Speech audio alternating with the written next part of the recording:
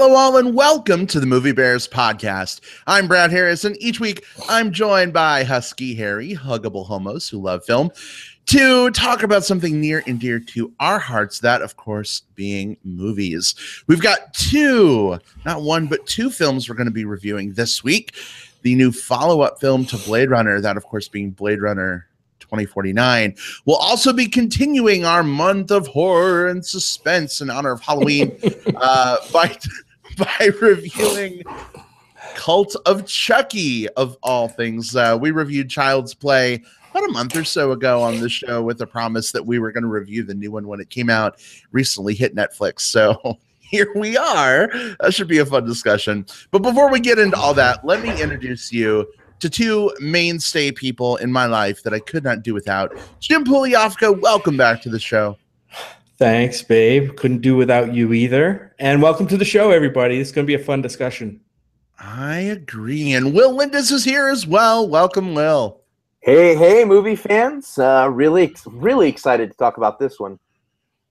Both of them, actually. These are going to be a good conversation. Indeed. Yeah. I think you're right. I think they're going to be fun. Whatever way we come down on Cult of Chucky, we'll see. But should be a good conversation. Just want to give a quick shout out to some friends that are hanging out with us in the live chat right now. Steve says, Evening Gents, Star Wars trailer. We haven't watched the trailer yet. I don't want to. But we did buy our tickets. So if you haven't bought your tickets yet, you're listening live. They are available right now. Star Wars The Last Jedi opening night tickets. Go get them. Also, a big, hearty, hairy hello to Bobby Miller, who says, hey, guys, big hugs. Bobby, we are giving you virtual hugs. Until that day, we can give you real hugs. So welcome to the show. Glad to have you with us. And for anyone else who may be listening live, don't forget to hop into the live chat. Feel free to shout at us, not in all caps. Actually, please, no shouting is required. But say hi in the live chat. Feel free to share your thoughts on Blade Runner 2049 or Cult of Chucky, and we may give you a shout out on the show. Sometimes the text flies by at a mile a minute. We can't get to everybody, but we'd love to interact with you guys, so be sure to use that live chat. Guys, oh my goodness, two films to discuss this week. Are you ready to just jump right in? Are we there? Yeah, I just want to put a slight disclaimer in there. We just told everybody to go out and buy their Star Wars tickets. We do not work for Disney. Nope. we have no direct or professional affiliation with Disney. We would swear much less if we did. We were getting that great Disney money. Right, of course we would. And we'd probably have to talk in Disney movie quotes all the time, which wouldn't be an altogether bad thing, but we're not going to be held down. We don't want to be shackled like Gerald's Game in this instance. So, besides, it's a weird conflict of interest. Not conflict of interest, but just kind of the Disney aesthetic and the Bear aesthetic don't necessarily overlap in all the places. Of course, they do it, like gay days and things like that. But I have a feeling the first time we made get in the harness joke on this episode, we'd lose our sponsorship right away. Yeah, I wouldn't doubt it. So in any event, not working for Disney, but we will go see this Disney film. So I can't believe it's coming up in just a couple of months at this point. It's so crazy that it's almost here, and yet so many movies coming up at the end that are going to be packed into the end of this year. It's going to get crazy from here out. It's not going to be nuts. I did my list of movies. Like today, I sat down and I said, okay, what are the movies I want to see theatrically between now and December 31st? I've got a 30-film list. I'm not going to be able to catch all of them. That's a lot of movies. And those are the ones, there's probably something that I missed or that I'm not, like my December is a little thinner than some of the other weeks beforehand. So, yeah, it's going to be a rough, brutal push through to the end of the year. Indeed. Well, speaking of rough, brutal push-throughs, we have two films to discuss, so a lot to unpack. So we're going to go ahead and dive right in here in just a moment. But if you're unfamiliar with the format of our show, maybe you are a new listener, first, welcome. Glad to have you here. And two, we're going to be talking about both Blade Runner 2049 and Cult of Chucky. Spoiler-free. for probably 10 or 15 minutes a piece. And then we'll give you fair warning before we take you to Spoiler Town. So you have a chance to, if you're kind of on the fence about seeing either film, you want to hear our impressions, we'll give you those spoiler free, and then we'll give you time to step away so you don't get spoiled. You can come back and rejoin us later. If you're listening on digital tape delay via iTunes, Stitcher Radio, all that good stuff, just use the handy dandy show notes. Find that time index, click ahead as needed. All that said, here we go. We're going to kick things off with our discussion of Blade Runner 2049.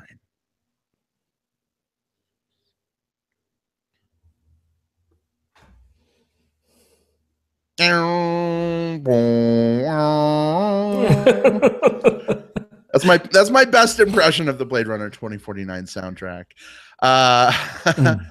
Jim, I know that you were super stoked for this movie. Oh yeah. Yeah, we watched the original not too long ago, and Will, I know you've been really pumped for this too. So we're gonna go ahead and unpack this one. Jim, if you could just give us a little bit of setup for this film. I mean, most likely, most folks already know what they're getting into here, so we don't need anything crazy. But give us a brief synopsis and your thoughts. I mean, was this worth checking out in theaters? Would you wait for rental? Would you skip it? What do you think? Oh yeah, we'll definitely get into that. A quick opening here first. This is the sequel to the 1982 Blade Runner movie by director Ridley Scott. This one, Blade Runner 2049, takes place a whole 35 years. I think, well, it's 35 years since we got the last movie. I think this is actually 40 years in the future, right, from the original movie, timeline wise. So pretty close to actual timeline here, not too far off. This one is the story about another Blade Runner played by Ryan Gosling, whose discovery of a long buried secret leads him to track down former Blade Runner Rick Deckard. That's not a spoiler, that is in the trailer, who's been missing for 30 years. So yes, it's 30 years, not 40 years, I guess. So yeah, this one, because the original one takes place in 2019, this one takes place in 2049. So there you go. So instead of Ridley Scott directing this, Blade Runner 2049 is directed by Denis Villeneuve. And if you've listened to the show, you know we've talked about Denis quite a bit. Canadian director, one of our favorite directors working right now. Very exciting to hear that he's attached to whatever project he's working on next. And I've already looked at that in IMDb to see what he's doing next, and we'll talk about that a little bit. He's made most recently probably one of my favorite movies of, I think it was last year, right? Arrival. I mean, fantastic science fiction, kind of atmospheric science fiction, really hard science fiction movie, similar to kind of the Blade Runner thing. Sicario, another great film. Prisoners we liked. Enemy, and even back further to movies like Incendies, which I've seen. This movie, however, seems to kind of, all the other ones are seem to be one-off films. Some of them are adaptions, right, of stories, but they're not part of a franchise. This is kind of his first step into franchise filmmaking with the Blade Runner story being a sequel.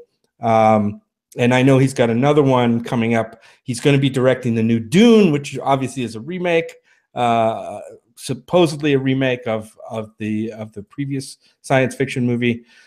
So it'll be interesting to see what happens. But back to Blade Runner 2049, there's a lot to like about this movie. From its like awesome cinematography by Roger Deakins is front and center, right? The world that Blade Runner built back in 1982 was fantastic. It was, kind of, even though it took place on a future Earth, it was very otherworldly, kind of this futuristic, post-apocalyptic, even though it doesn't really talk about an apocalypse per se, but it's just like the world is overcrowded and it's just not a cool place anymore. This one dives even further into and artfully expands that world, partly through Roger Deakins' cinematography, which is fantastic, especially on the big screen. brings us back to, LA, Las Vegas. The Las Vegas stuff is great. I love that part. The movie itself, the story plays into the ambiguities again of what it means to be human in a world that is evolving into a place of like increasingly, human-like replicants, or it doesn't really go into, think of like Westworld. I mean, we have Westworld now as a TV show, very similar to kind of that concept. And I mean, even at 2 hours and 40 minutes, I really enjoyed this sequel. My only knock against it is I wish the story had a little bit more emotional resonance like the first movie has. I think this movie had the seeds of that here. I just wish it had pushed the pedal a little bit more there. There was a lot there, I think, that could have been expanded on emotionally. I didn't feel as much in this movie as I felt in the first movie, but I still loved it. Yeah, I definitely say go see this movie. Go see it on the big screen because it is a visual feast. And the story's really good. The characterizations are great. It expands the world in, I think, a very respectful way of the original, which is awesome. So yeah, it's a big thumbs up for me. All right, a big recommend from Jim. Will, what about you? Yeah, so this one was going to be a little bit tricky for me coming into it because I was just from the trailers and from the setup and from just where we're coming at with this director and this franchise, I had two very conflicting emotions. Denis Villeneuve, as you mentioned, Jim, he's my absolute favorite director working right now. Aside from someone like, who's no longer working like Kubrick, like Villeneuve is one of the all-time favorites. All of his films are like 5 stars for me. So I'm excited for that. But also Blade Runner, the original one, it's, aside from Metropolis, it's my favorite science fiction movie. So, and I kind of wanted it to not be touched for a while because I didn't want to franchise something that I loved so much. But if anyone was going to do it, I guess it needed to be Denis Villeneuve because, very fortunately for me, he added another 5-star film to his roster. Blade Runner 2049 is absolutely astounding, kind of start to finish all the way through. This movie, like you mentioned, is just shy of 3 hours, and I harp on pacing a lot. Like, that's a thing that you'll often hear from me. Like, like maybe take 10 minutes out of this movie and I would have liked it more, and maybe take 15 minutes out. I don't know where I would have taken anything out of this movie. It was a long movie, but I loved every minute of it. This film earned its runtime, and I love that. The lead, of course, in this is Gosling, and I think that he does a really good job of playing playing exactly this character that went through exactly this emotional arc. I think that it was the right cast for the right movie at the right time in this person's career, as well as the supporting characters. There are a few characters in this that were absolutely exemplary, as is, fitting for this particular franchise in this world. People from, or maybe not people, from all different walks of life. I was especially excited in a character named Joy, played by Ana de Armas, who I didn't really recognize her going into this. Her last couple of movies before this just happened to be things like War Dogs and Hands of Stone, films that I just happened to miss as we were going through everything. So she took me by surprise with how good she was. The cinematography, as you mentioned, is absolutely breathtaking. At this point, Roger Deakins has been nominated for 13 Oscars for cinematography and has not won one, which is a crime in and of itself. I mean, this guy is like a god amongst cinematographers, and he's never pulled in the final award. One of his last times he was nominated, he lost to Christopher Nolan's Inception. And my one worry is I think the biggest competition that he has this year is against Dunkirk, which also featured beautiful cinematography. But oh my God, I love this movie. There are some spots where the way the color palette's used, the saturation of the oranges or the blues based on where they're at or what they're doing is just art. Like, screenshot that, print it, hang it on my wall. It's ready to go as is. This is a delight as a science fiction fan. as a fan of these characters, as a fan of sort of like the dirty, gritty, like futuristic look. Like everything came together in a way that just left me like gobsmacked and breathless at the end of it. I strongly recommend, if you haven't seen Blade Runner 2049, you need to do so immediately. This is one of those few franchise sequels that lives up to its predecessor, and that very rarely happens. All right, so a big recommend from Will as well. So when it comes to the third part of our Movie Bears podcast triumvirate, where do I come in? I would say I liked it a lot. I don't know that I loved it. Will, you mentioned like, you know, pacing and sort of loving every minute and not taking anything out. I don't know. This felt like an incredibly long 3 hours to me. Part of it could be we had just come back from camping all weekends. You know, maybe I was like still nature shocked and it felt weird to be indoors. I don't know. But there are parts of this movie, and of course not going to spoil, but there are just parts of this movie where like characters are staring off into the distance, talking very slowly and dramatically. And like that has a place and that can be cool and that can be effective, but it's like, come on, I don't need like 40 seconds of Ana de Armas just like looking, you know, madly at the camera. So I think there's some things that could be finessed, maybe edited down a bit. You know, I get we're trying to create this like cinematic masterpiece. And, you know, I definitely give credit to some of those things, but just for me personally, you know, it didn't quite work as well in terms of some of those things. Visually, phenomenal, fantastic. I would say there's like a lot of weird things that they do with the color here that I think kind of excite my eyes. A lot of the stuff that they do in Vegas, I thought was fantastic. When we talk about world building, it's so interesting to do world building via like color palette and scenery and not have to have a ton of like character exposition to explain what's happened. And I think that's a real strong part of this movie, right? We know that this is a dystopian future. The apocalypse was canceled, Jim, because, you know, Pacific Rim happened. So there was no apocalypse, apparently. We're canceling the apocalypse. But you know, this world that's there now is so interesting. And, you know, of course, there's just been this burgeoning question ever since the original Blade Runner movie. Is Deckard a replicant? Is he not a replicant? Like, what's going on with Deckard now 30 years later? And I think it's really interesting what they did with the Ryan Gosling character and how he sort of plays into this larger mystery and arc that's unfolding. I will say, and Jim, I saw in the live chat you said Gosling played the perfect Goslingest Gosling that was ever Goslinged. And I chuckled at that because I felt like this movie should have been called like Blade Driver. No, it's almost like, and Will touched on this a little bit, like he was perfect for this role or the role was perfect for him. And I can't figure out which one, but it was a great fit. It fed into his strengths, I think, as an actor.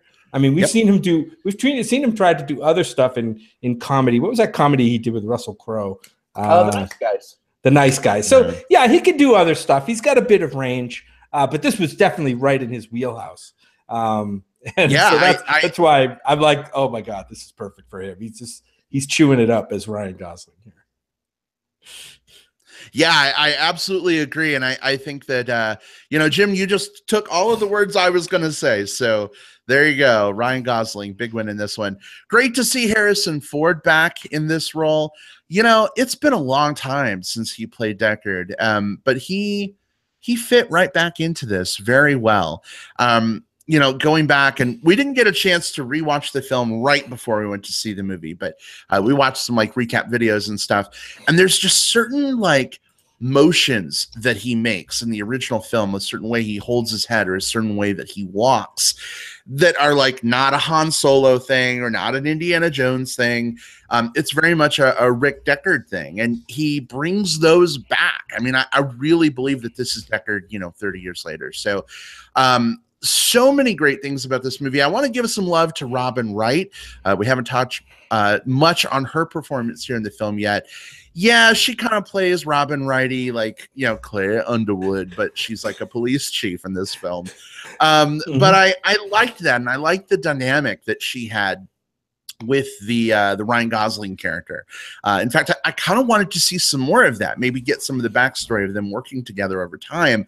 I understand there was some kind of like anime tie-in prequel thing that came out that sort of set some of that up. I didn't see it, unfortunately. Will, I was curious, did you see that by chance? Intentionally skipped it. Okay. Yeah. So now I kind of want to go back and watch it, just to see if maybe there's some of that I was left wanting for. But great to see Robin Wright here. Dave Bautista, we got some Drax the Destroyer.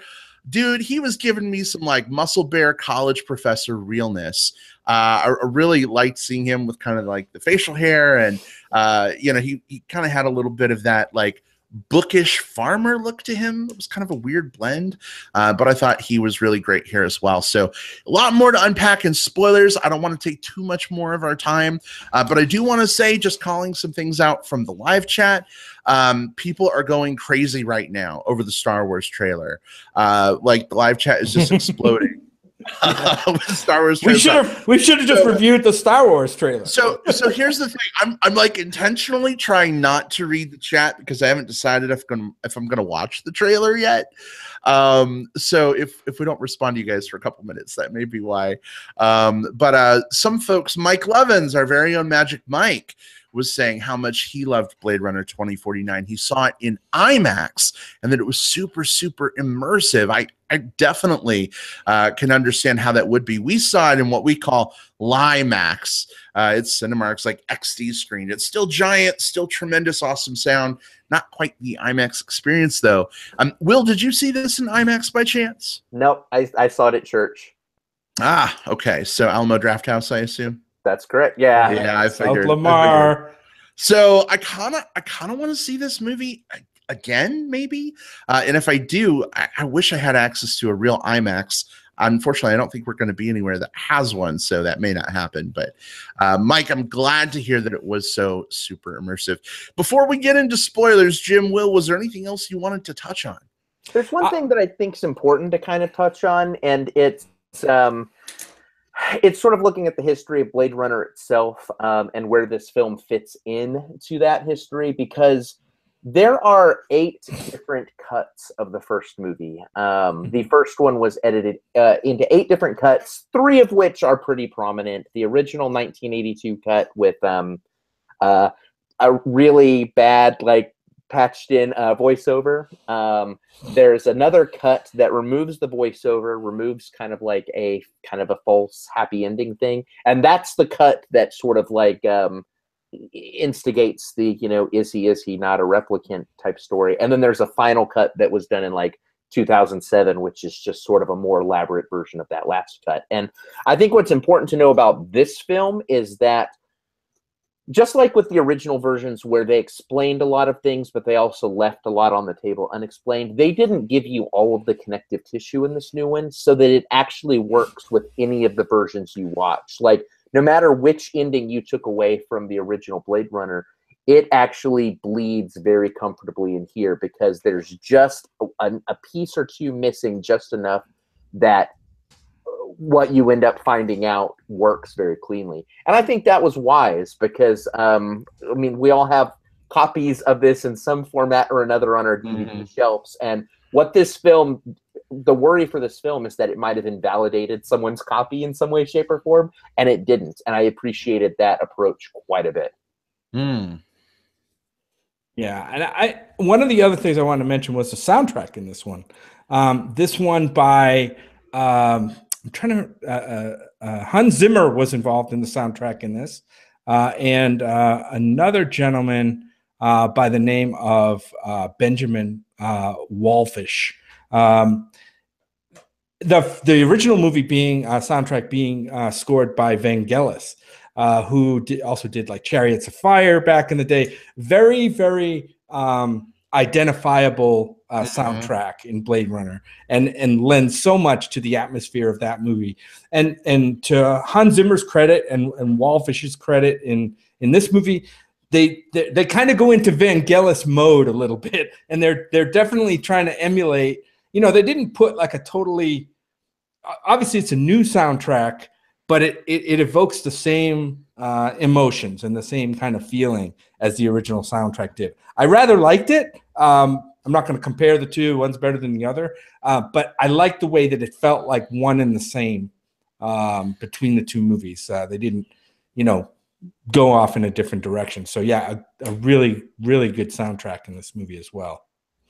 So you've kind of got this like 1, 2, 3 combination punch of like incredible visuals, incredible score, and great audio mixing. By the way, the sound editing was phenomenal. And then of course, fantastic performances. So all three of these things come together to create a pretty stellar film. So obviously we're all in agreement. You definitely should go see this movie as soon as possible. Don't wait for rental. Don't skip it unless you hated the original Blade Runner. If you hated the original Blade Runner, sorry to tell you, this probably isn't going to fix that. I don't know. You could see the new one and give it a shot, but you're probably going to be pretty lost. But all of that said, guys, we're going to go ahead and open the floor for spoilers. This is the part where I awkwardly ramble for a little bit to give you a chance, if you're listening live, to go ahead and mute us. We may still be muted from you watching the Star Wars trailer and you forgot to come back anyway, in which case, well, we hope that you do. But if you're listening on digital tape delay, again, use that time index in the show notes. Feel free to skip ahead to Cult of Chucky if you please. Guys, I'm done awkwardly rambling. These guys have been warned. Spoilers are a go. Where do you want to start? Well, the question is, does the movie answer the question? Is Deckard a replicant or a human? What do you guys think? I personally, I will say that I don't think this movie fully answers the question. I think this movie pushed me in a different direction than I was pushed by the first movie. If you ask me after the first movie, I say, oh yeah, the signs are there, the clues are there. He's definitely a replicant, and he's he's off killing replicants. But in this movie, I don't know. The line is even blurrier, and maybe even pushed to, hey, I think this guy is an actual human. So anyway, what do you guys think? I mean, this movie intentionally doesn't answer that question, which is another one of the wise decisions it makes. It does put in two different places. It puts up a throwaway line, not even a throwaway line, but it throws in a line that would lead you to definitively believe one, and then it dispels that, and then leads you to believe the other, and then dispels that as well. And that's smart, because part of the joy of the first film is the fact that no matter who you are, you can kind of come up with your own answer based on your interpretation of the film and be correct. And you can still do that. Like, this doesn't invalidate that. In fact, I feel like it would have been cheap in some ways if this film definitively answered that. I like that it kind of kept that ambiguity. Yeah. And I think that the filmmakers even intentionally throw in a little bit of like a laugh and a wink about it. We're in spoilers. So Deckard has a dog. And Officer K is like, was the dog real or is it a replicant? And Deckard's like, well, what do you think? And then you leave it at that. And I think that's what that's referencing to. Yeah, it's basically kind of teasing the audience by saying, we know you all want to know what Deckard is, but we're not even going to tell you what the dog is at this point. But yeah, I love that. And obviously what we're seeing here in this movie, we're in spoilers, is the replicants are on the verge of some kind of revolution that's starting up. And as fuel to this revolution, we discover through the course of this movie, or kind of at the beginning of this movie, that replicants can reproduce on their own, I think.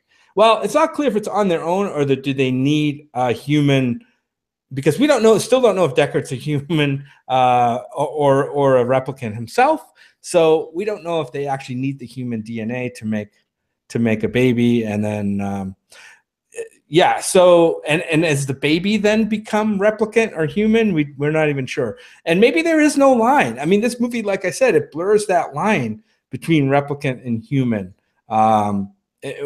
we don't really know. There's certain characters in this movie I don't think we know are replicants or humans.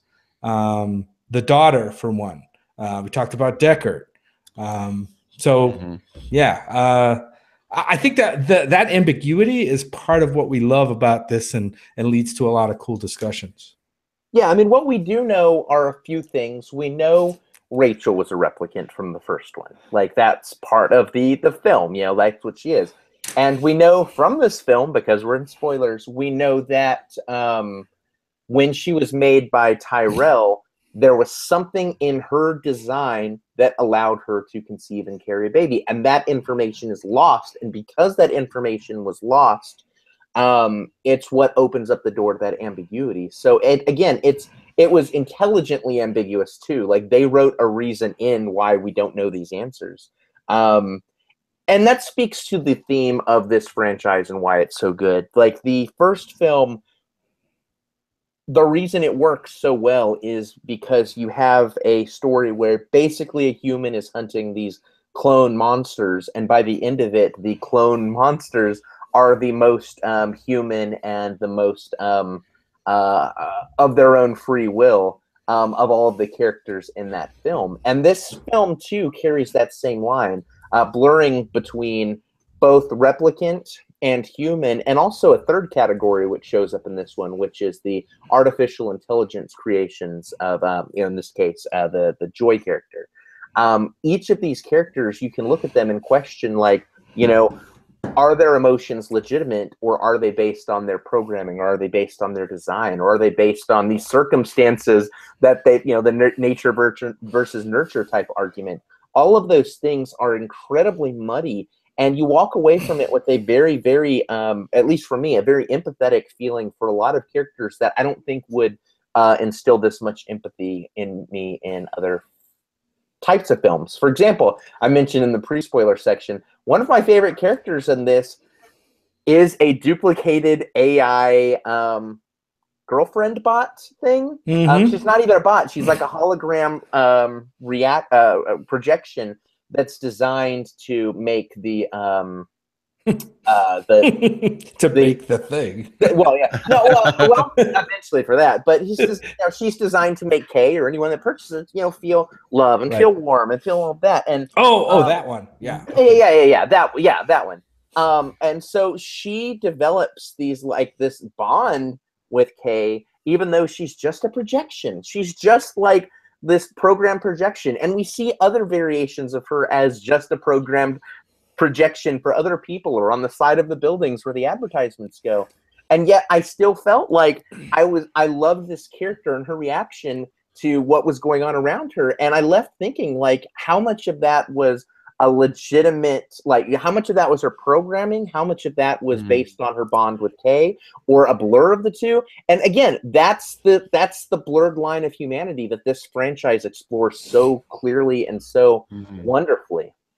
See, for me, that part didn't work as well. I call that the her part of the movie. Theodore Twombly, would you like your operating system to be male or female? And it just kept taking me back to her. And then that scene where, like, she gets a hooker to come up and, like, be a surrogate or whatever so that they can have sex. That was, like, right out of her again. So it was weird. My mind kept drawing comparisons. Plus, like, we talk about some of the cool visual things that were going on. At first, I did like sort of the be quiet, I'm trying to sync, and you get this double vision as the hologram is trying to layer herself over the real woman. I thought at one point, like, all that was going to stop and we would just see her and they would stop with, like, the trickery, but it kept going the whole time. And, like, it's cool technically, but, like, we saw this with our friends Sam and Steven, who you're going to see in a few weeks, Will, at BlizzCon. It's been so long since it's been like 7 years since I've seen. Yeah, so it gave Sam and I, like, both headaches, this whole double vision thing that kept going on. And at one point, I had to just close my eyes. I don't know if it was too much for my brain to try and keep track of or what. But I liked that character. I don't know that we needed so much time spent on the AI hanging out with a replicant, hanging out with humans. I liked the character too. I mean, she was obviously a likable character because she was meant to be agreeable and an easy companion, and she was that for Kay, Ryan Gosling's character.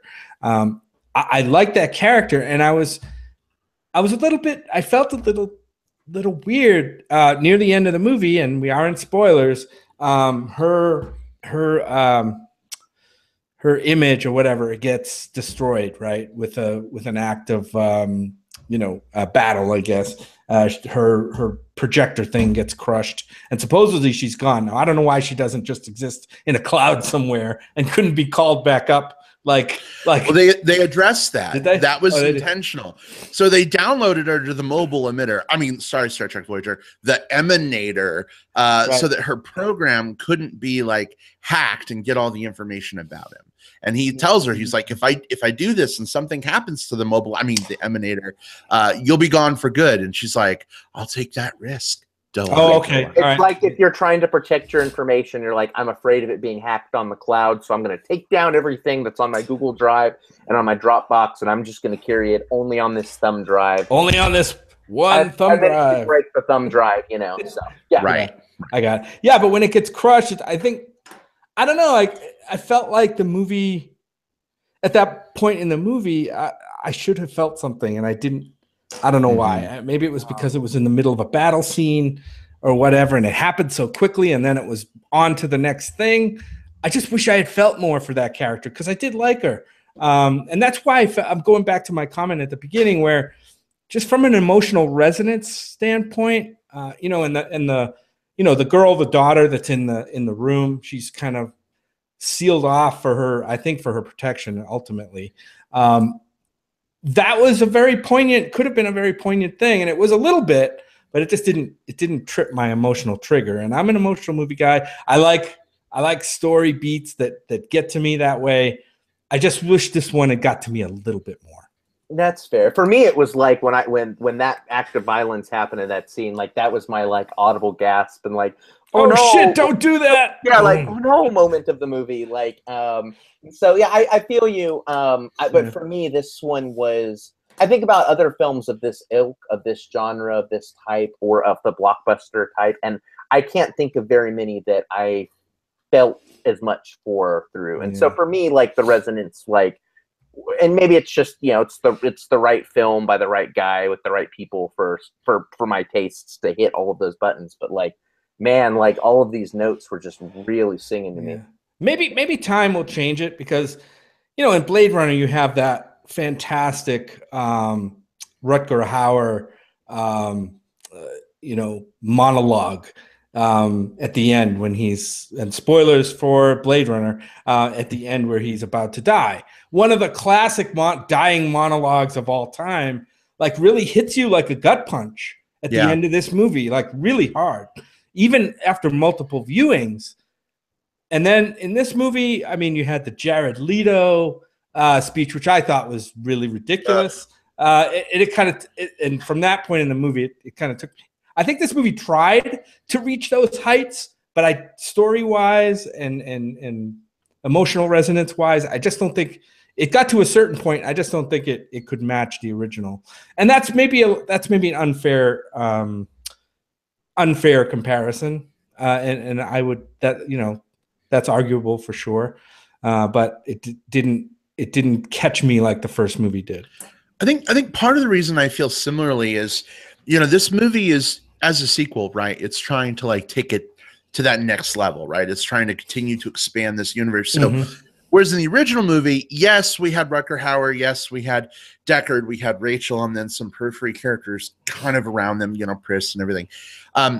Here, I felt like, you've got Officer K, and you've got his emotional thing with his hologram chick. You've got Deckard and what's going on with Deckard. You've got this magical miracle child mystery that we're trying to figure out. And we've got all these other characters. We've got Jared Leto. And I think at a certain point, it's like my like ability to care for characters got too thinly divided between too many characters. I almost wish it had kind of condensed down to some degree, and maybe given a little more meat to some of those characters, because I don't know, man. Like I think my brain just had gone off in so many directions at that point, and the movie was so long at that point already that I was just like, oh, okay, she's dead. Great. One last thing I have to mentally keep track of, score. Like, let's go into the final part of this film and get it over with.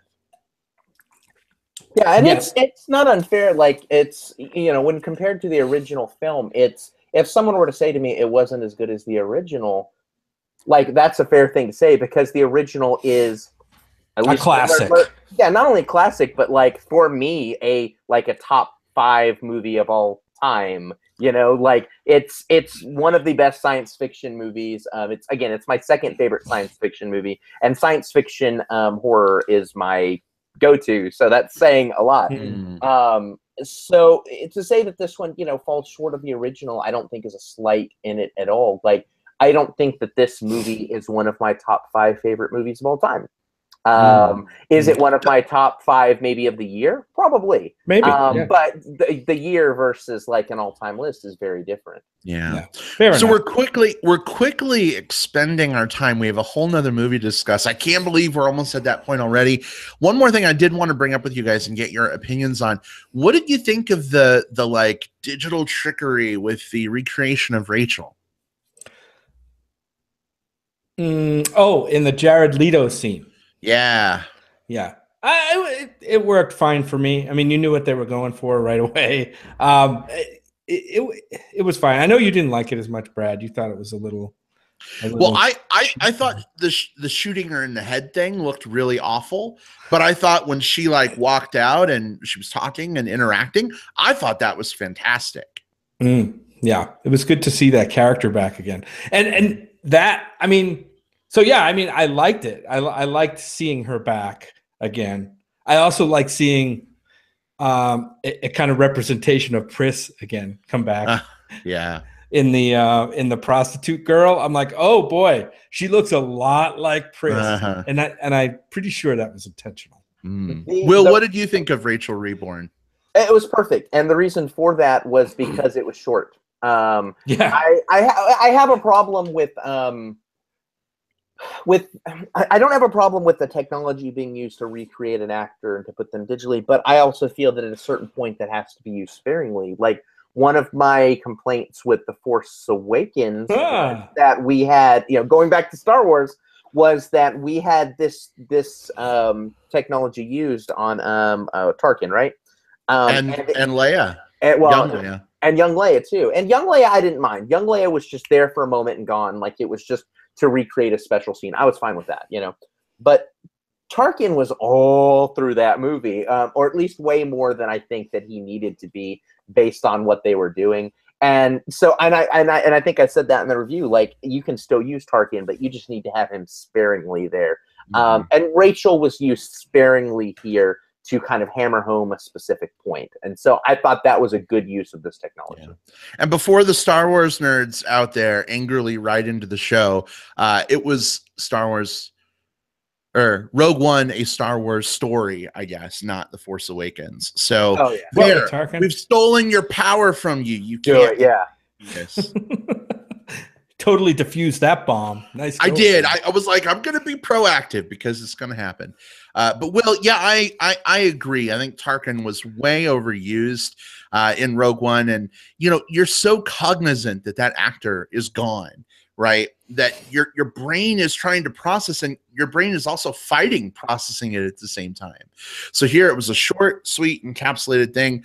I wish the shooting her in the head like ragdoll physics thing didn't look as bad as it did, because that pulled me out of that moment. But I mean, I think it was neat, and I didn't actually expect her to like walk out, you know what I mean, and like be there again. But last question, Harrison Ford,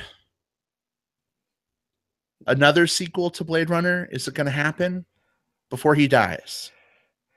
Well, I mean, somebody's theory was that he was going to try to kill off all of his legacy characters. Apparently, he didn't succeed in this movie, right?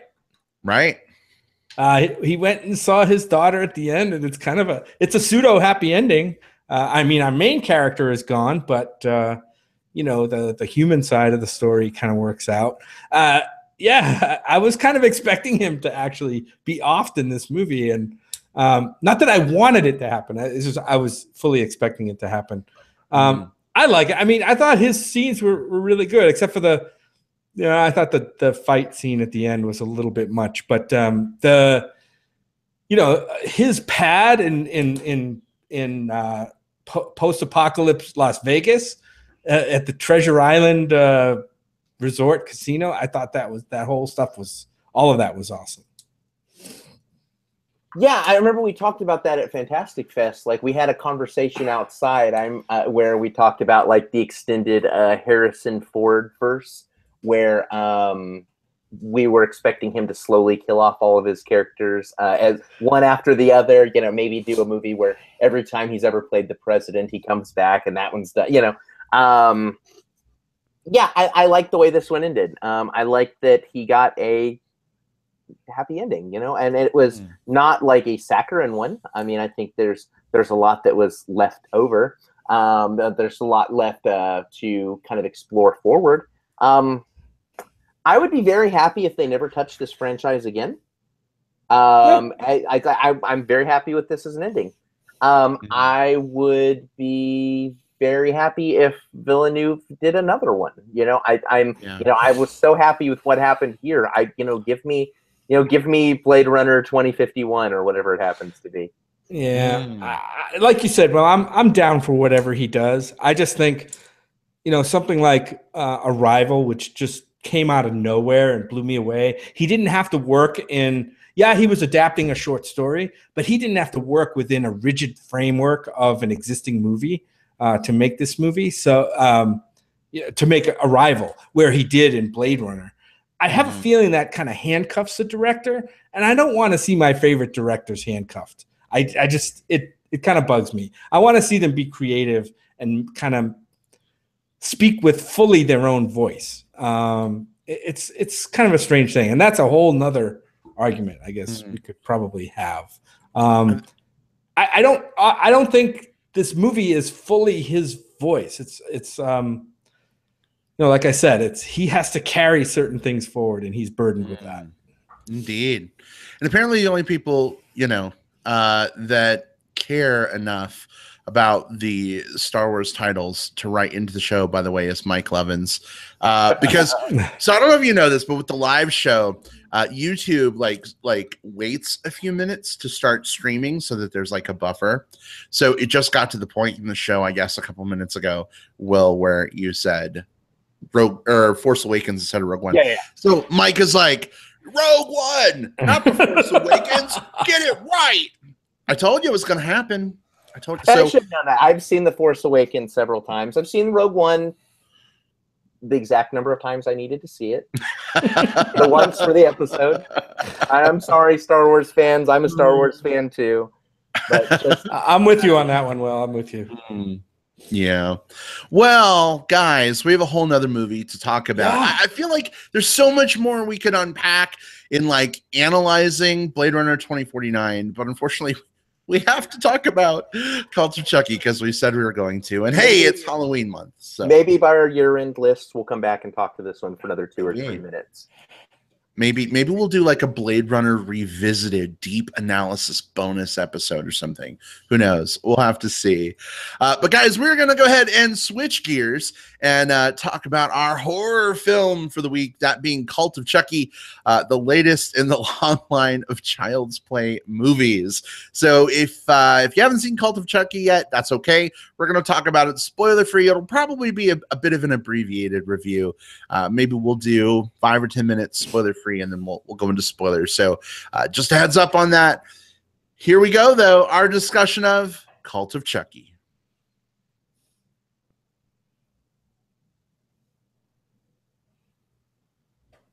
All right, so Will, I know that you and I are huge fans of the original 3 Child's Play movies. Well, 1 and 2 mostly, a little bit 3. Yeah. Jim, you're kind of newly on board with the Child's Play franchise. We reviewed the original film about a month ago. Will, were you excited for Cult of Chucky to come out, number 1? And then 2, kind of what's the setup? What are your impressions? Is it worth seeing? What do you think? Yeah, was I excited? I think mildly so. Like, I mean, these are not ones that like I'm looking at my calendar and like, oh my gosh, any minute now. Can't wait to go buy my tickets this weekend. But at the same time, when one of these comes out, this franchise is on its 7th film, and after the first 2 that were fairly serious, a semi-serious 3rd one, we've now had 4 that have like shifted into sort of more like dark comedy. Like like the franchise has changed. And so I like watching them, especially around this time of year, knowing that they're not necessarily going to be good watches, but that they might be entertaining or fun watches. And I think that there's a difference between the two. Like, you can watch something and say, yeah, that wasn't very good, but I had a good enough time watching it. It's probably where I am with Cult of Chucky, which is again, 7th film. This one follows. We've got the lead from the last one, a character named Nika Pierce, who is actually played by Fiona Dorff, who is Brad Dorff, the voice of Chucky, is played by his daughter. So Oh, wow. that's he's been the voice all the way through. Don Mancini has kind of written and directed, I believe, all the way through. So it's kind of kept the same major character. So now we've got her in there, and it's fascinating too. Every time she comes on screen, I can't help noticing just how much she looks like her father. Like, it is uncanny. So anyway, she was I guess spoilers for the last one, she was the survivor of the last film. And now she is in a mental asylum where she's been for a bit. She just recently got moved to a lighter security one. Because she believes that she was the one that did the murders, not Chucky, and that it was all a delusion.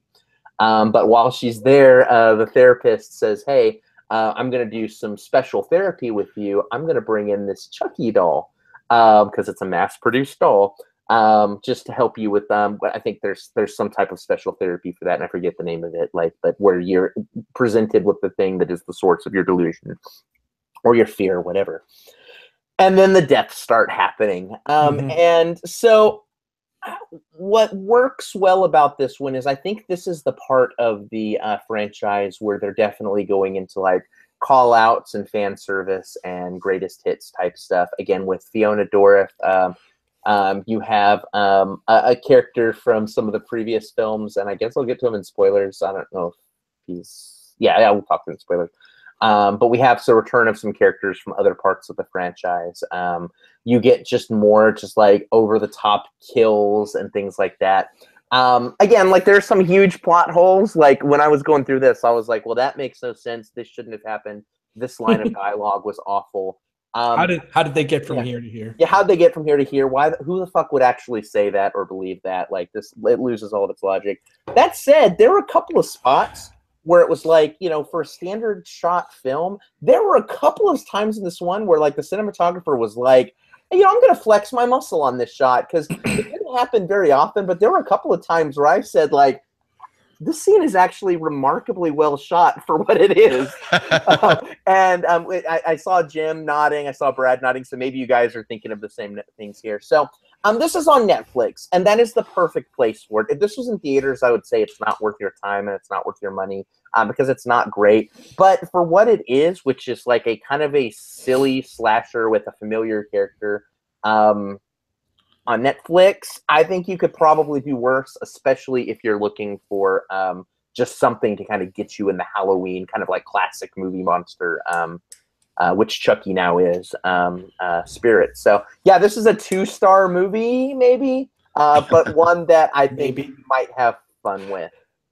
Is that fair? Like, it's hard to say, like, this is a bad movie. Maybe you should watch it. I don't know. I would say that's pretty fair. I mean, being a big fan of the first couple movies, I saw some of the ones that came out after 3 and 4. I'll be honest though, I missed like the last 2 or 3, I guess. So I didn't know who Nika was. So I was like, cramming on Wikipedia, like to try and get caught up to figure out some of the backstory. But it was not a great movie for me by any means. It's only an hour and a half long, but about 45 minutes into it, I like paused it, and Jim's like, "What?" And I'm like, "Oh yeah, we still have like 45 minutes to go." But definitely some cool visual things that were done. We're probably thinking of some of the same scenes, Will. I agree.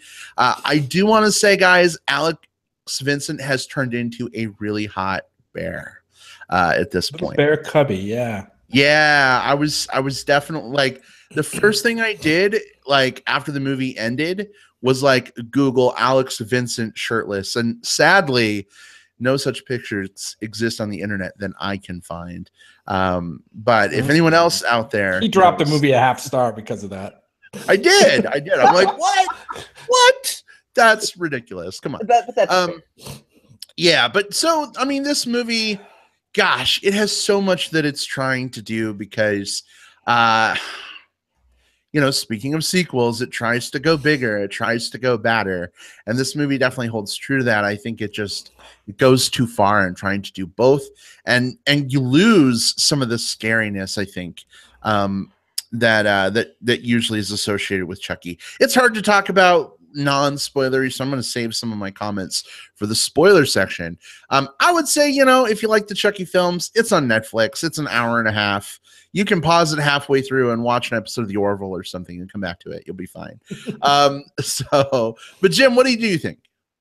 Yeah, I mean, I don't have quite the depth of knowledge of the Chucky series as you guys do. Just watching those, couple of movies that we did on the review a while ago. Child's Play, the original one, right? And did we see Child's Play 2 as well on that one? I forget. We watched the first one, and then we watched the trailer for 2, and you were like, okay. Ugh. So I've watched the first one now, and now I've skipped all the way to this one, which is like the 7th or 8th one, maybe. I don't know. Yeah, this one was interesting, Will. I'm glad you mentioned the cinematography, because to me, kind of the whole feel of this movie and the setting and some of those shots were, I thought, fantastic. I'm like, some of these shots don't belong in this movie. Very inventive. The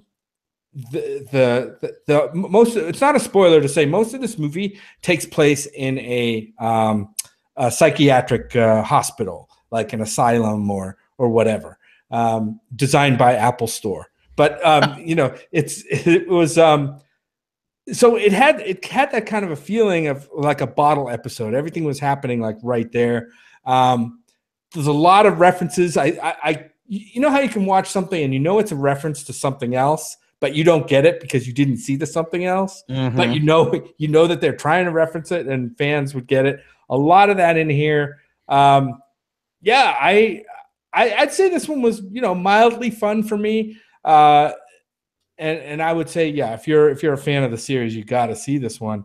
Some interesting LGBTQ stuff going on in here in this movie, which was good to see. Done in a very even-handed way, I thought, and surprising the way it fit into the story. So I like that a lot. Yeah, I would say that this one, I'm right there with you guys. I think about a 2-star, probably a C- for me. So it's kind of one of those fun bad movies. Yeah. Mm-hmm.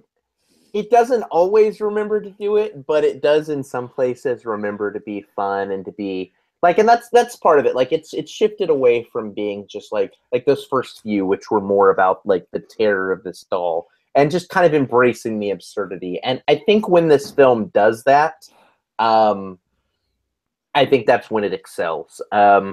I don't know if you guys have any more to say. I've got one of those examples I want to give, but I can't do it till spoilers. So I'm going to baton back over to Brad. I would say we can go ahead and scooch on over to spoiler territory.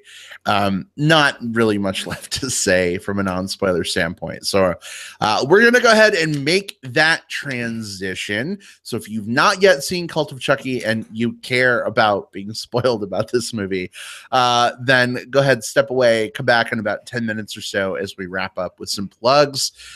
Some of our folks are coming back from their Star Wars trailer jerk off time. So welcome back, guys. I blew some big loads. I hope you took pictures. I was watching a lot. I think that more of my people watched Monday Night Football tonight than I think normally would, since it was like the halftime trailer. Mm-hmm. Yep. What I really want to know if any of you guys were jerking off when there were porgs on the screen, because that's disturbing to me. Oh God. Oh gee. Rule 34 that now exists. Oh God, that's a thing. It's gonna be like Tumblr furry porn soon enough, right. I'm sure. In any event, spoilers for Cult of Chucky are fair game. Will, let's go ahead and start with you, since you had a thought you couldn't get out merely moments ago. What was it? So yeah, the part of the fun of this movie plays with the fact that you at a certain point you end up with a new evolution of the rule of what Chucky can do. Before, he's this guy trapped in this body and he's trying to get out of it into this little boy's body or what have you.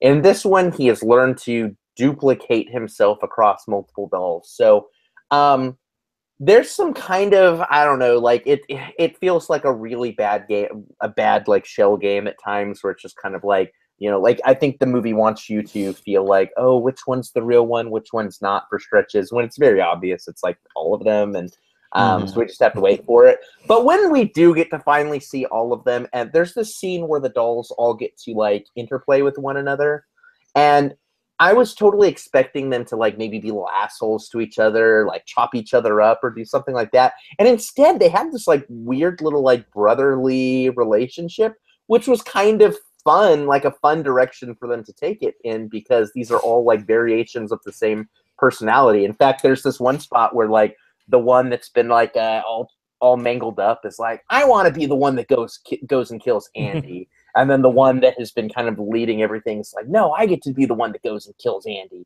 And then the one with just his only thing is like, he has like a really shitty haircut. He's like, I want to go do it because I have this shitty haircut. And then the others are kind of like, oh yeah, totally, dude, you got it. Oh, I'm so sorry. Yeah. I thought that was like a good interplay. I liked that joke. I laughed, rewound, watched it again. So I wanted to see more. Like, I honestly wanted to see the Chuckies interacting with each other earlier. I think that would have been a more effective way to kind of play up the fun of that. But once it got there, it got there. Yeah, if the movie's named Cult of Chucky, if the cult had come together a little bit earlier, then it would have been a little bit better for me too. But when he does, I mean, I thought the last, 20 to 25 minutes of this movie were pretty fun to watch. It took a while to get going with all the psychiatric, stuff. Is she crazy? Is she not crazy? What's going on? But once the Chucky stuff really kicked into gear, I thought it was pretty fun. I learned that Chucky smokes pot. Right?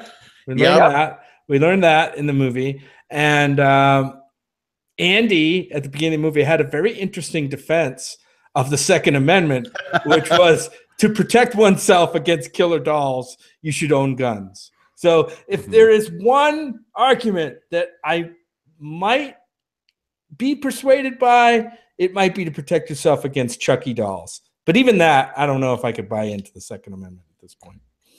Yeah.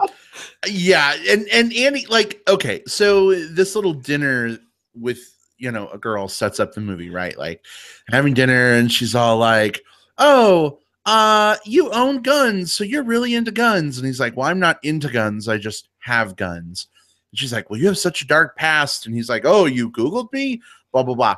So anyway, it sets up that he has some guns, right? Then you get to his cabin, which is fucking awesome, by the way. Great cabin. Would love to visit. And he's got like a whole wall of guns and bullets and everything stockpiled. So I'm like, oh, interesting. Okay, cool. So Andy's master plan is to stuff a gun in a Chucky doll, mail the doll to this mental hospital, get himself committed to the mental hospital by punching a security somehow. guard. He automatically gets in. Yeah. And then, you know, he figures that somehow that particular Chucky doll is going to come after him. So he, like, when it happens, he reaches in, grabs the gun, and kills it. And then he's out of bullets. And I'm like, oh, it's okay. He has an arsenal. I'm sure that Chucky doll is filled with boxes of bullets. Oh, nope, not at all. I mean, those 20,000 boxes of bullets on his wall, I guess he didn't think to put some in. Literally the same thoughts going through my brain because I was just like, oh, he's Brad. going to reach in and pull out another clip and start doing some badassery. Yeah, this was a very, very silly plan by Andy. It was nice to see him in this because after those first 3 movies, they did the tone shift. He disappeared, and he only really appeared sort of, I believe, towards the end, like maybe even in the stinger of the last one, like, you know. So he's just recently come back, and he has a role to play in this. Nika, who has been the lead the last couple, is back. And again, it's like greatest hit stuff. And I like the direction it's going next because at the end of this, we're in spoilers. Fiona is now also possessed by Charles Lee Ray, Chucky, and so she is playing the character that her father created all of these years ago. And I gotta say, like, I'm on board with Fiona Dourif playing like a mentally deranged, like, psychopathic badass. Like, you know, and not even in this franchise. Like, I feel like she is definitely a find. Some of the other actors in this movie are not spectacular. Most of them aren't. And you know, whatever. It's they don't. Jennifer Tilly is fine.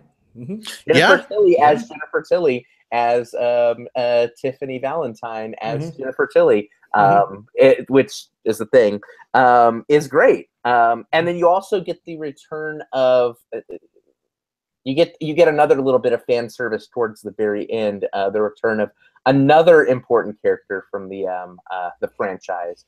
I like that. I like at this point they know that they're probably not going to get someone who just randomly walking in, picking up like the 8th Chucky movie. They're going to get a few, but at this point they're definitely playing to their base, playing to the people that have been following these for a long time, and they're just doing all the fan servicey things they need to. I'm cool with that. I'm very cool with that. I just wanted a sex scene between Andy and the redheaded ginger bear, Michael. Would that have been too much to ask? Maybe. I don't know.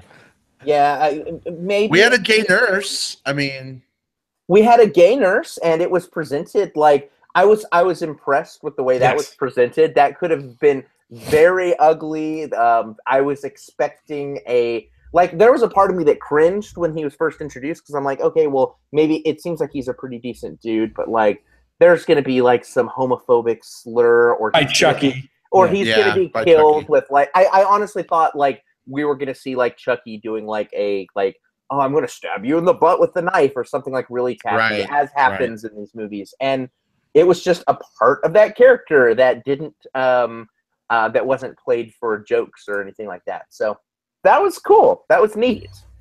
There we go. Cult of Chucky, one of the most LGBTQ progressive films that we've seen this year. I didn't know this, but the same guy, Don Mancini, he's written, I think, all of the Chucky movies, and he's directed the last 4 or something like that. So this is like a one-man show. I mean, it's like a one-man franchise this guy's got going. This is his world. And I mean, good on him for making something out of this. I mean, these movies are now some of these movies at one point were theatrical releases. Now he's got. I mean, VOD has given him a whole new platform, right, to get these movies out to the fans, which I think is a good thing.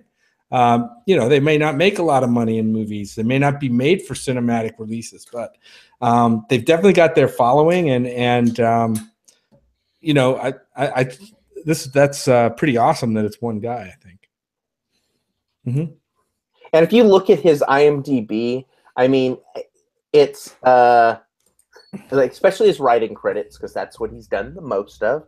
You know, it really is like Child's Play, an episode of Tales from the Crypt, Child's Play, Child's Play, Child's Play, Child's Play, Child's Play. Like this, 2 episodes of Hannibal. You know, so he's always horror, but this is what he does. Like he does these movies. He fairly early on in his career, he created this world, and he has kept it going for almost 30 years now. Speaking of Hannibal, did you catch like the self-wanky reference to Hannibal? He's like, Chucky's like, I still can't believe that show got canceled. Yep, and you know what? Like, it was funny in the context of exactly this film and exactly the way that I saw it. Like, that's the type of thing that if I would have seen it anywhere else, I would have been like, oh, come on.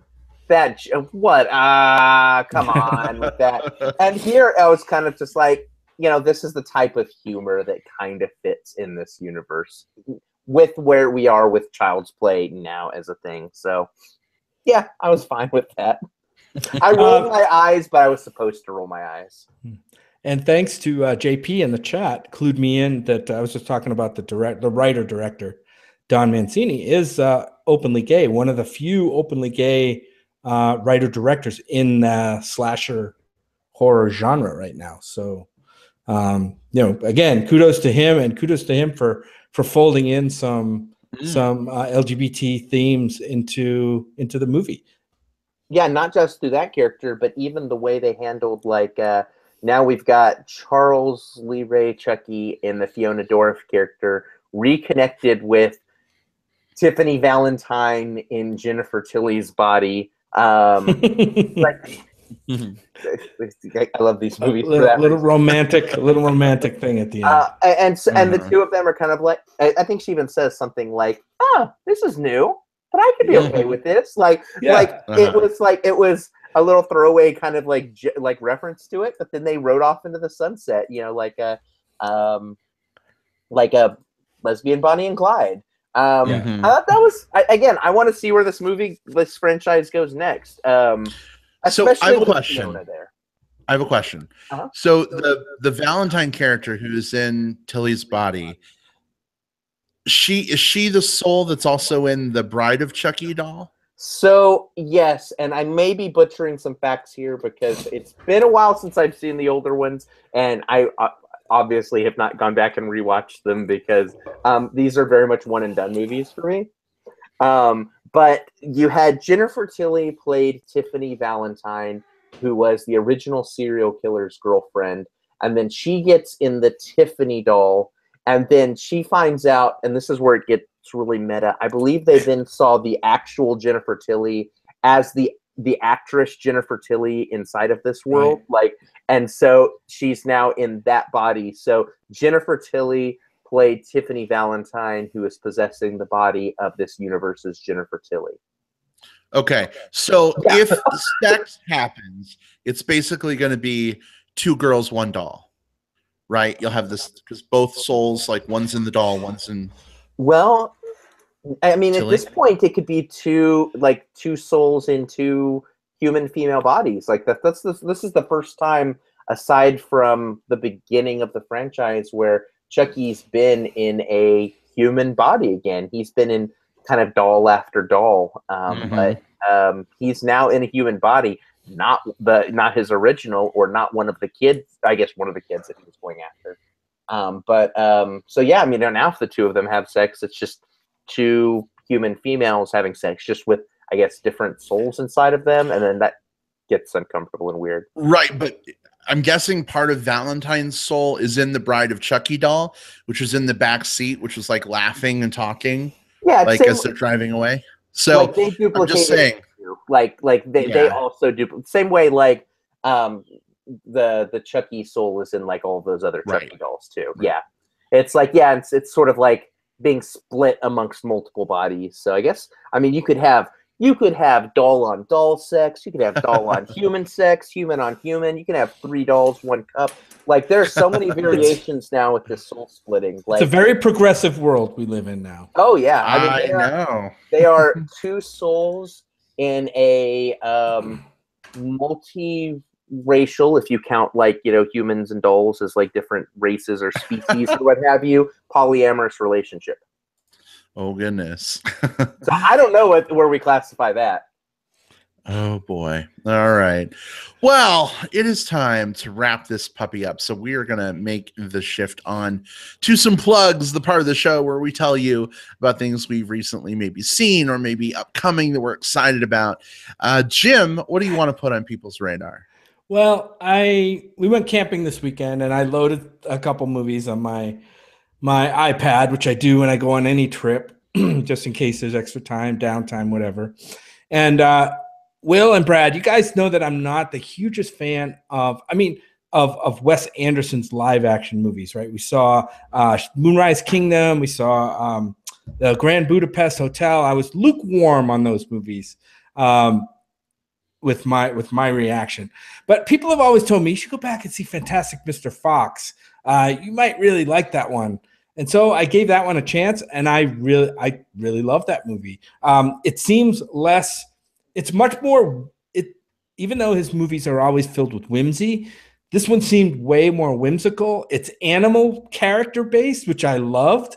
It's all about these characters. It's based on a Roald Dahl novel. And it's a great story. I thought the voices were great. George Clooney does a fantastic job. There you go with the main character, Mr. Fox. Fantastic cast in this: Meryl Streep, Bill Murray, Willem Dafoe, Owen Wilson.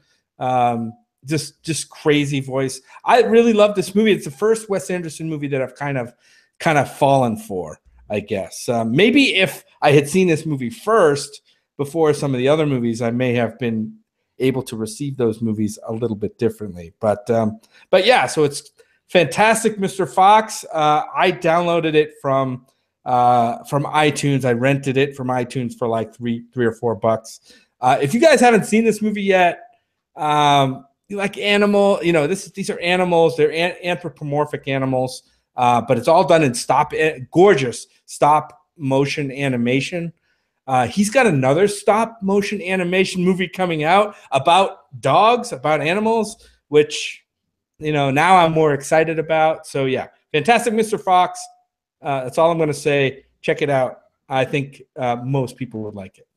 So Jim, I got to ask. Yeah. So we were camping this weekend up on Mount Lemmon here in Tucson, Arizona, out in the middle of Pine Top Woods.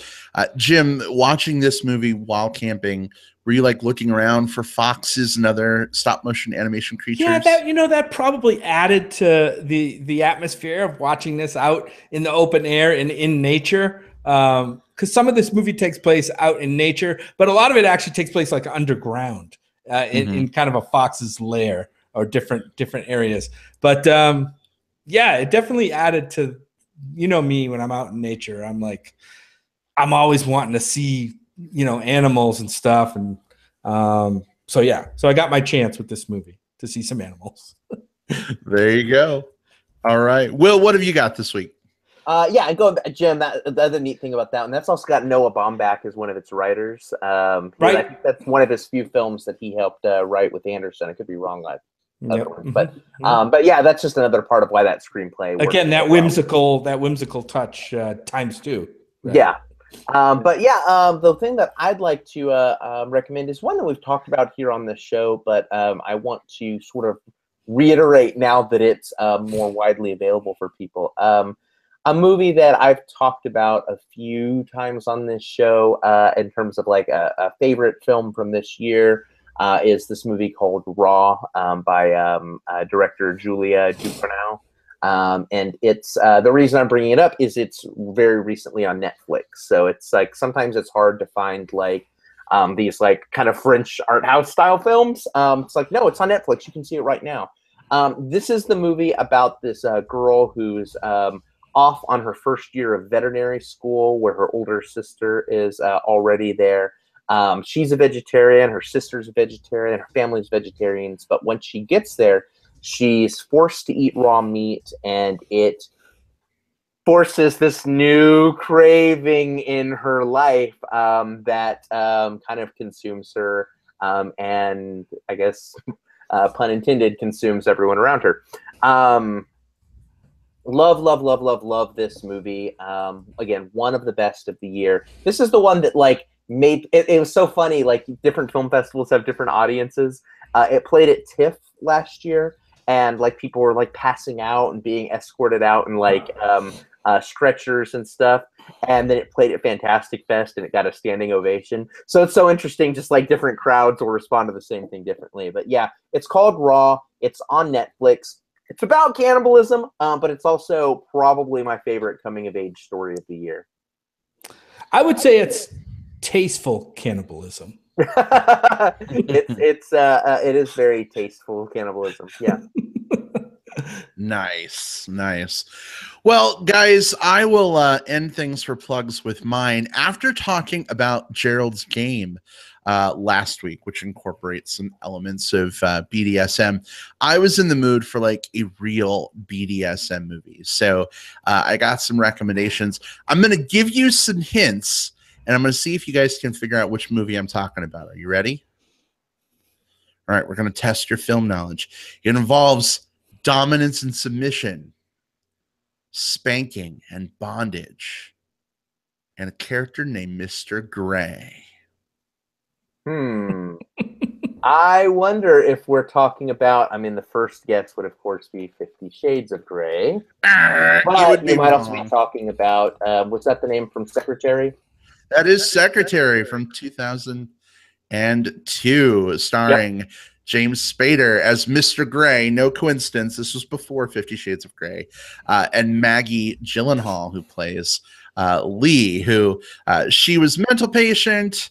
She's out of the mental hospital, and she comes to work for Mr. Gray. He's a lawyer. She's his new secretary. And they basically discover this like dom sub interplay dynamic between them. It's billed as kind of like a comedy, although I didn't really laugh much. But it was really interesting to see a younger Maggie Gyllenhaal and James Spader kind of doing their thing. I think both of these characters are absolutely fascinating. I also learned a lot about like cutting and why people cut and what that's about to some degree. So from a movie, I learned something today. I mention it because I don't think I gave James Spader enough credit as an actor before.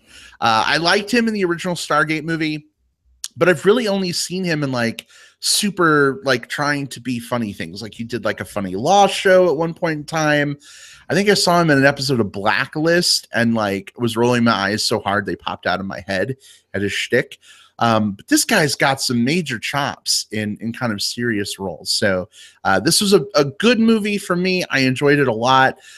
Jim, I think, is probably surprised that I watched a movie all by myself without him having us watch a movie that wasn't Star Trek related. Yeah, right. Because I'm a serial comfort rewatcher. Like I've been rewatching all these old TV shows that I love.